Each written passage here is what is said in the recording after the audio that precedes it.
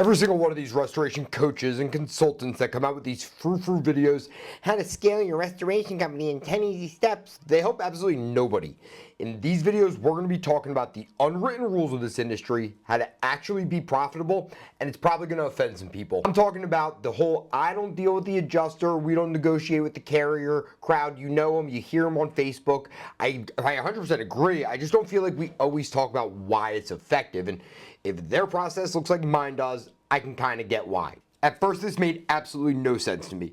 How are you supposed to get your invoice paid and do the work to industry standard, not to the standard of some ward law adjuster drooling in a corner somewhere?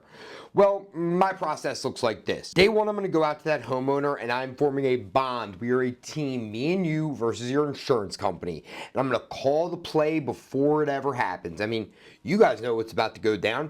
I'm going to say, Mr. Homeowner, you've been paying a premium for a very long time.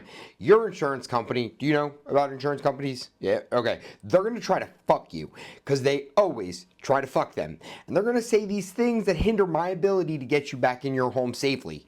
We don't pay for overhead and profit on mitigation. We don't pay labor minimums. We only approve 3 days of drying. All of these are arbitrary guidelines that they make up out of thin air and have no basis in your policy. Now, I can't really fight that because I don't have a contract with them. I have a contract with you. But you do have a contract with them. So if you just say the things I'm about to tell you to, everything will get paid and it'll be fine. You see how I flipped it on its head? I'm no longer like, please fight for my invoice to get paid. Now I'm saying, I'm going to give you the tools and the resources you need to be indemnified. Because the policy is what dictates what is paid on a claim. And when we negotiate with an adjuster, we are allowing them to bypass that and enforce these just made up rules onto us because they have no legal liability. They do have one to this homeowner though. So it gives them two options. Well, they can either breach the contract and face the legal consequences, or they can pay the damn claim. But homeowners say dumb things all the time that get claims denied. You're absolutely right. That's why they only need to repeat one thing over and over and over again until they are blue in the face. Where in my policy does it say you guys don't pay for this? Where is the exclusion in this policy on these items? Doesn't exist. Oh. Some people are going to call this adjusting a claim without a license.